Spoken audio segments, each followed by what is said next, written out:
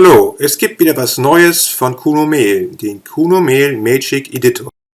InQueryMail-Benutzer können sich sicherlich noch an den InQueryMail Letter Creator erinnern. Mit diesem konnten sie jede Menge Briefpapiere erstellen. Das ist nun auch in Kunomail möglich.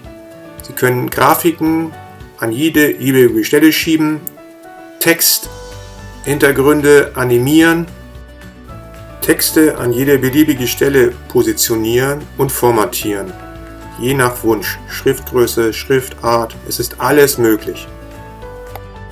Diese neuen Funktionen bringt Kunomail auf eine ganz andere Ebene des E-Mail-Schreibens. Es ist wie ein Designprogramm geworden, in dem Sie jegliche Formatierung vornehmen können und Animationen. Eine neue interessante Funktion in Kunomail ist das Frei-Verschieben. Mit der Frei-Verschieben-Funktion können Sie Grafiken, Bilder, GIFs in Ihrer E-Mail dorthin schieben, wo Sie es möchten und somit aus mehreren Bildern ein Gesamtwerk erstellen.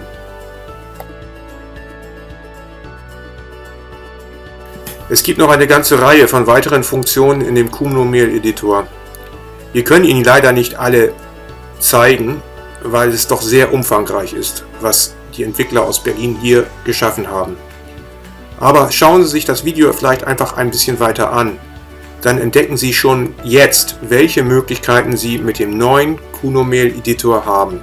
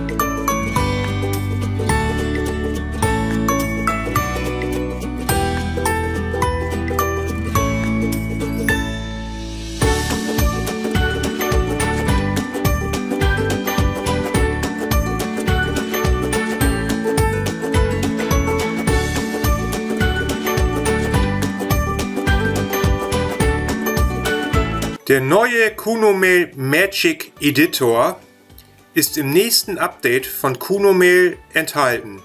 Dies soll am Sonntag, den 25.04. erscheinen. Wie finden Sie die neue Funktion? Schreiben Sie uns doch einfach mal einen Kommentar dazu. Und wenn Ihnen das Video gefallen hat, immer bitte einen Daumen nach oben geben.